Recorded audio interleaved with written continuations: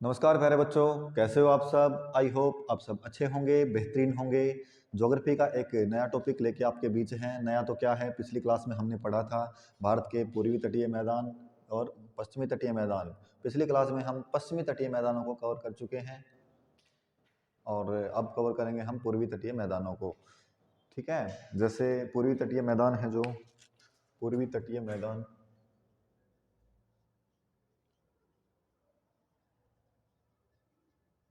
ठीक है, पूर्वी तटीय मैदान, इसको 3 भागों में बांटा गया है। इससे पहली क्लास थी जो, उसमें पश्चिमी तटीय मैदान पढ़े थे, उनको 4 भागों में डिवाइड किया गया था बच्चों। लेकिन आज है पूर्वी तटीय मैदान, इनको 3 भागों में डिवाइड किया गया है। 3 भाग। 3 भागों में नाम क्या क्या आते हैं इनके? इनके नाम आते हैं बच्चों कोरोमंडल तट, कोरोमंडल तट नंबर 1 पे। नंबर 2 पे रहेगा गोलकुंडा तट, गोलकुंडा तट, गोलकुंडा तट। नंबर 3 पे रहेगा बच्चों उत्तरी सरकार तट, उत्तरी सरकार तट। देखिए, ये दिशा पड़ती है पश्चिम, ये दिशा पड़ती है पूर्व। ये तट हम पढ़ चुके हैं। अब पढ़ना है पूर्वी दिशा के जो तट हैं या पूर्वी तटीय मैदानों को पढ़ना है। यहाँ पड़ता है हमारा तमिलनाडु राज्य, जगह पड़ती है यहाँ पे कन्याकुमारी, कन्याकुमारी।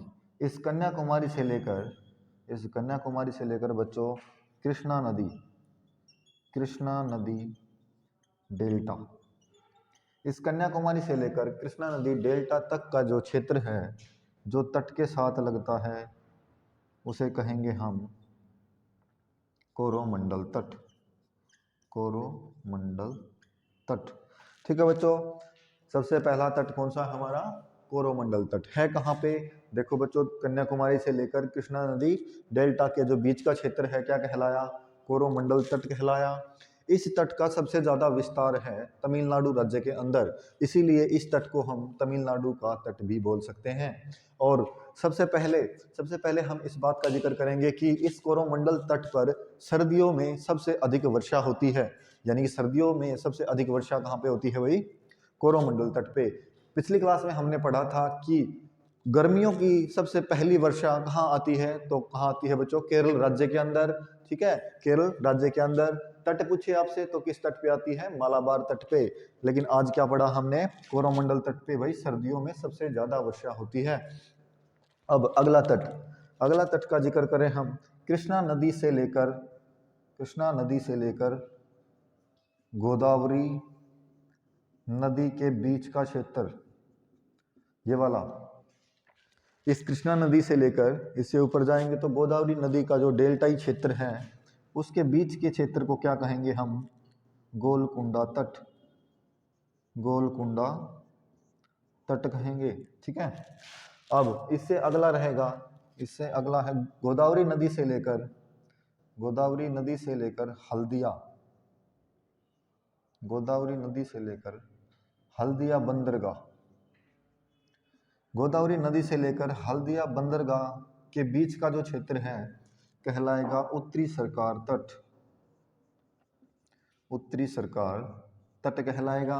ये हल्दिया बंदरगाह बच्चों पड़ती है वेस्ट बंगाल में। ठीक है, पश्चिम बंगाल के अंदर पड़ती है। देखो बच्चों, हमने दोनों तटों को पढ़ लिया है। पश्चिमी तट को हमने पिछली वीडियो में पढ़ा था, आज की वीडियो में पूर्वी तटों को पढ़ लिया है। कितने भाग हैं? 3 भाग हैं। नंबर 1 पे कोरोमंडल तट कहाँ फैला है? कन्याकुमारी से लेकर कृष्णा नदी डेल्टा के बीच कोरोमंडल तट। दूसरे नंबर पे है गोलकुंडा तट, ये कृष्णा नदी से ऊपर गोदावरी नदी डेल्टा के बीच का क्षेत्र। कृष्णा नदी से ऊपर क्या है? गोदावरी नदी, दोनों के बीच का डेल्टाई क्षेत्र क्या कहलाया? गोलकुंडा तट कहलाया। अंतिम रहेगा अपना उत्तरी सरकार तट, ये गोदावरी नदी से लेकर हल्दिया बंदरगाह के बीच का क्षेत्र है, उत्तरी सरकार तट कहलाया है। ठीक है, हल्दिया बंदरगाह कहाँ पे पड़ती है? वेस्ट बंगाल के अंदर पड़ती है। इस तटीय जो सीमा है, इसकी तटीय सीमा किसको बोलेंगे हम? ये जो तट हैं दोनों के दोनों, पश्चिमी तट और पूर्वी तट, इनके जो बीच का क्षेत्र है वो कितना? 80 किलोमीटर तक का, 80 किलोमीटर तक का जो क्षेत्र है क्या कहलाएगा? तटीय सीमा कहलाएगा, तटीय सीमा कहलाएगा। ठीक है, और जो स्थलीय सीमा और जलीय सीमा या तटीय सीमा बच गई उसको हम अगली वीडियो में कवर करेंगे। ठीक है, ये आपको आई होप आपको समझ में आया होगा। और चैनल को सब्सक्राइब करो, लाइक करो, शेयर करो। Thank you very much.